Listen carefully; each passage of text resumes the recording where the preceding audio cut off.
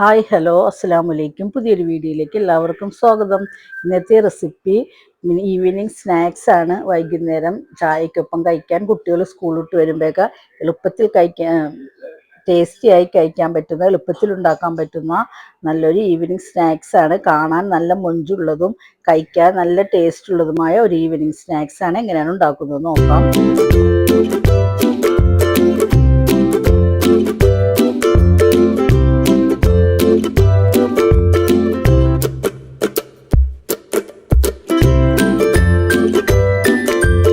അതിനായിട്ട് 3 വലിയൊരു സവാള എടുത്തിട്ടുണ്ട്. അത് നല്ല നൈസായി കട്ട് ചെയ്തതാണ്. അതൊരു പാൻ എടുത്തിട്ട് അതിലേക്ക് കുറച്ച് ഓയിൽ ചൂടാക്കി കഴിഞ്ഞപ്പോൾ ഈ സവാള ഇട്ടിട്ട് ഒന്ന് വഴറ്റിയെടുക്കണം. പിന്നെ അത് ഒന്ന് വഴണ്ടി വരുമ്പം അതിലേക്ക് 1/2 ടീസ്പൂൺ വെളുത്തുള്ളി പേസ്റ്റും ഇഞ്ചി പേസ്റ്റും കൂടി ഇട്ട് കൊടുക്കണം. പിന്നെ കുറച്ച് ഉപ്പ് ഇട്ടിട്ട് ഒന്നും കൂടെ നല്ലതുപോലെ ഒന്ന് വഴറ്റിയെടുക്കണം. നല്ല രീതിക്കൊന്ന് വഴണ്ടി വന്നതിന് ശേഷം അതിലേക്ക് മസാലകൾ ഇട്ട് കൊടുക്കാം. അധികം മസാലയൊന്നും ആവശ്യമില്ല. ഒരു 1/2 ടീസ്പൂൺ മഞ്ഞൾപ്പൊടിയും 1/2 ടീസ്പൂൺ മുളക് പൊടിയും 1/2 ടീസ്പൂൺ കുരുമുളക് പൊടി ഇട്ടാൽ മതി. പിന്നെ എന്നിട്ട് എല്ലാം കൂടെ നല്ലതുപോലെ ഒന്ന് മിക്സ് ചെയ്തെടുക്കണം. പിന്നെ ഞാൻ ചിക്കൻ ഉപ്പും കുരുമുളക് പൊടിയും കൂടി ഇട്ട് വേവിച്ചതിന് ശേഷം ഒന്ന് പിച്ചി ഇതാക്കി വെച്ചിട്ടുണ്ട്. അതും ഇതിലേക്ക് ഇട്ട് കൊടുത്തിട്ട് എല്ലാം കൂടെ നല്ലതുപോലെ ഒന്ന് മിക്സ് ചെയ്തിട്ട് അത് മാറ്റി വയ്ക്കാം.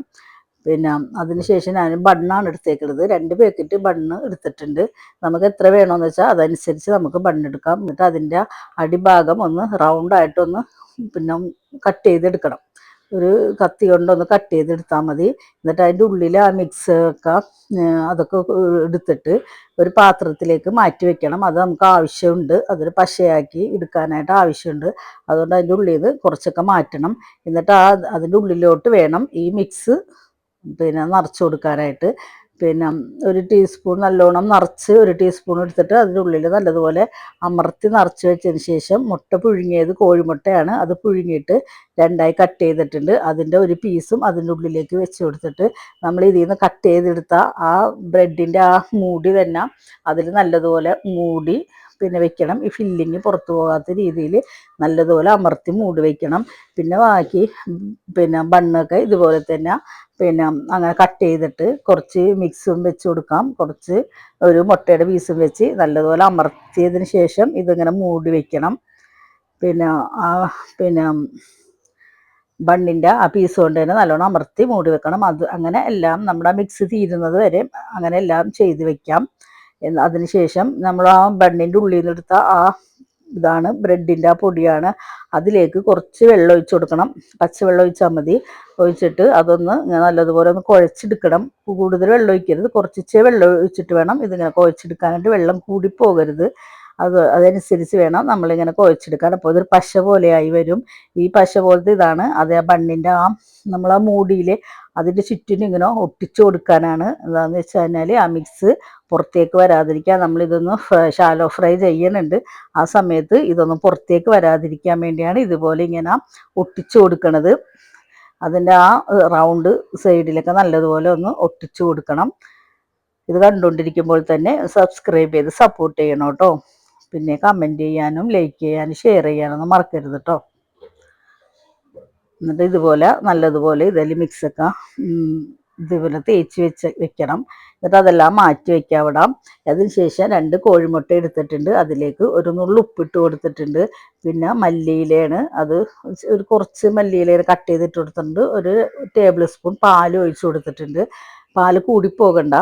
പാൽ ഒഴിച്ചിട്ടുണ്ട്. അതെല്ലാം കൂടെ നല്ലതുപോലെ ഒന്ന് മിക്സ് ചെയ്തെടുക്കണം. നല്ലതുപോലെ അടിച്ചെടുക്കണം. ഈ മുട്ടയൊക്കെ നല്ലതുപോലെ കലങ്ങി നല്ലതുപോലെ അടിച്ചെടുക്കണം. അതിനുശേഷം ഒരു പാൻ അടുപ്പിൽ വെച്ചിട്ട് അതിലേക്ക് കുറച്ച് ഓയിൽ ഒഴിച്ച് കൊടുത്താൽ മതി. മുക്കി പൊരിക്കാൻ മാത്രമൊന്നും ഒഴിക്കേണ്ട. ഷാലോ ഫ്രൈ ചെയ്താൽ മതി. അതിനുശേഷം ഈ ബണ്ണ് ഈ മുട്ടയുടെ മിശ്രിതത്തിൽ മുക്കിയിട്ട് വേണം ഇതിലേക്ക് വെക്കാനായിട്ട്. ഇതിലേക്ക് വെച്ചിട്ട് ഷാലോ ഫ്രൈ ചെയ്തെടുക്കണം. ഫ്ലെയിം കുറച്ച് വെക്കണം. കൂട്ടി വെച്ച് കഴിഞ്ഞാൽ കരിഞ്ഞു പോകും. അതുകൊണ്ട് മുട്ടയൊക്കെ ആയതുകൊണ്ട് പെട്ടെന്ന് കരിഞ്ഞു പോകും. അതുകൊണ്ട് കുറച്ച് ഒഴിച്ചിട്ട് കുറച്ച് തീയിൽ വെച്ചാൽ മതി. എന്നിട്ട് അതിൻ്റെ മേളിൽ കുറച്ച് ഈ മല്ലിയിലയുടെ ഇതൊക്കെ ഇട്ട് കൊടുക്കാം.